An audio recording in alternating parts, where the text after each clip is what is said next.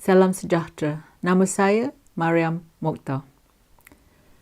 Pada zaman ini, kehidupan tanpa komputer tidak boleh dibayangkan. Antara benda yang terkandung dalam hard drive komputer ialah foto, dokumen, penyata bank dan butiran peribadi anda. Jadi, bila komputer anda diserang virus, anda akan mengambil tindakan segera untuk komputer itu dibersihkan. Jadi, mengapa rakyat Malaysia tidak meletakkan kepentingan yang sama untuk menyelesaikan masalah yang paling mendesak di negara ini, iaitu rasuah? Ada orang kata masalah rasuah sukar diselesaikan. Apabila orang yang berpendapat macam ini ditahan di tepi jalan raya oleh polis atau pegawai Jabatan Pengangkutan Jalan Raya, mereka akan tergempar walaupun mereka tidak melanggar undang-undang. Dalam keadaan bingung ni, terutama sekali bila anggota polis atau JPJ kata, macam mana nak settle? Mereka hulukan RM50 kerana ketakutan. Tapi sebab yang lebih penting ialah mereka malas nak mencabar anggota polis tu dan tak kuasa nak buat aduan. Dalam kes-kes yang lain, kita buat permohonan lesen memandu atau permit berniaga atau beasiswa untuk melanjutkan pelajaran tinggi. Anda pergi ke pejabat kerajaan setiap minggu, tapi anda bimbang yang permohonan tak berjalan. Jadi, anda secara diam-diam beri kaki tangan tu wang. Seperti magic, permohonan anda cepat diselesaikan. Jadi, siapa salah di sini? Pemberi atau penerima? Atau kedua-duanya? Macam mana kita nak atasi isu rasuah bila kita sendiri yang perangai tidak bertanggungjawab? Sepatutnya, kaki tangan itu menjalankan tugasnya dan tidak patut mendapat duit rasuah. Kan kita bayar gajinya?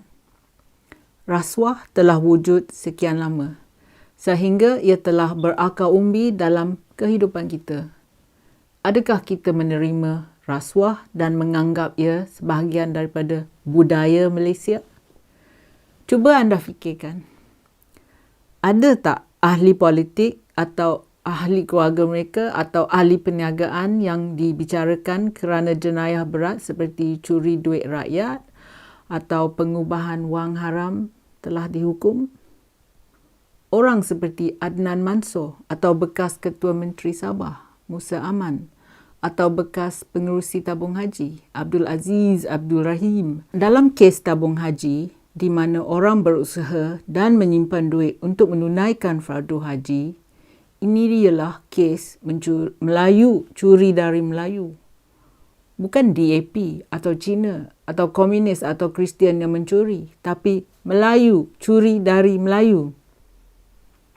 Okeylah, Melayu dan Mamak dan orang luar dari Aceh yang mencuri dari Melayu.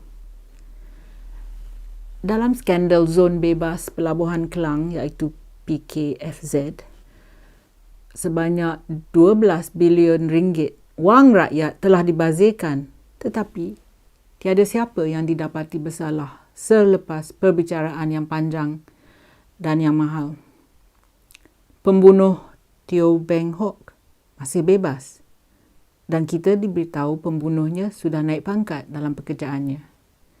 Ahmad Sarbani, seorang pegawai kastam yang mendedahkan rasuah di Jabatan Kastam, pembunuhnya masih bebas. Bekas suami guru tadika iaitu Indra Gandhi dari Ipoh menculik anak bongsunya. 10 tahun kemudian penculik itu masih bebas.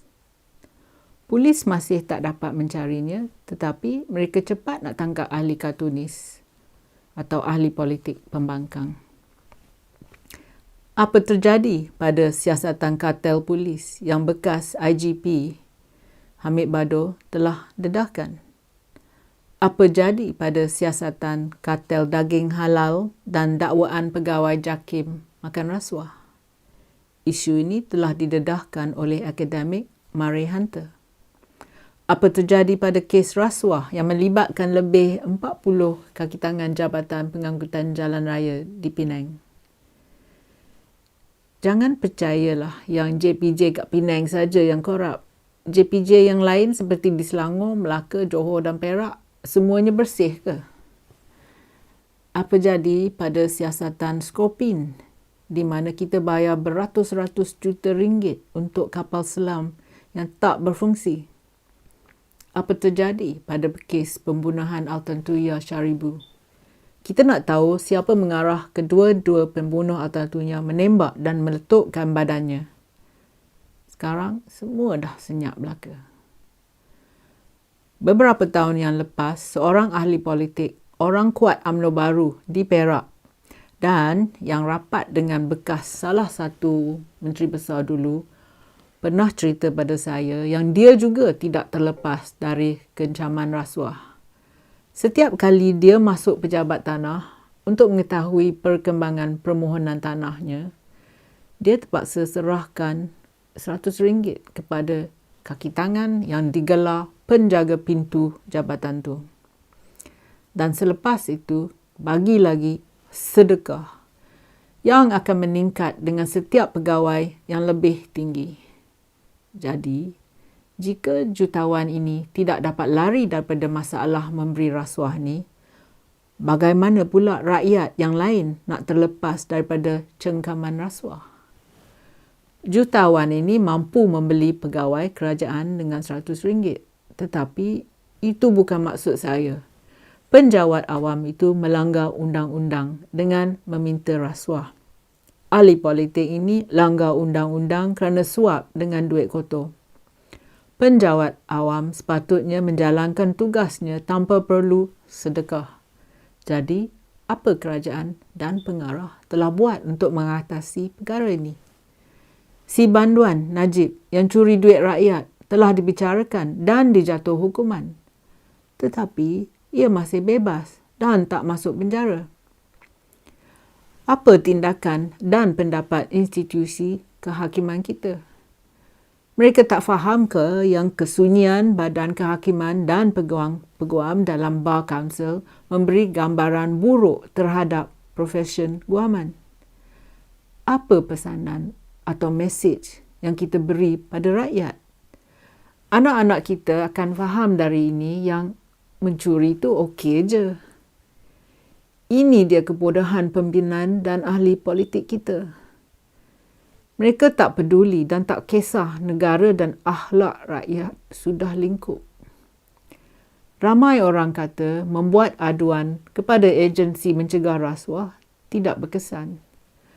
Mereka mendakwa tindakan ini adalah usaha yang sia-sia saja dan memakan masa. Mungkin membuang masa.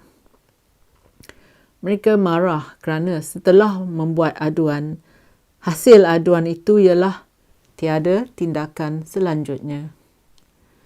Pemimpin dan menteri bukan tak tahu tentang perkara ni. Banyak dakwaan yang pegawai tinggi dalam agensi mencegah rasuah adalah kawan baik dengan pemimpin penyangga. Jadi, apa yang patut rakyat buat? Rasuah tidak boleh dihapuskan tanpa kemahuan politik. Tetapi, kita tidak patut bergantung saja pada ahli politik. Selalunya, orang yang elit dan yang atasan, yang kaya dan yang berpangkat dan yang ada gelaran yang tidak mahu isu rasuah didedahkan. Saya berpendapat yang anda mempunyai peranan utama dalam membanteraskan rasuah. Peringatkan adun dan ahli parlimen anda. Bukan sekali dua ya, tetapi sampai perkara rasuah ini diselesaikan.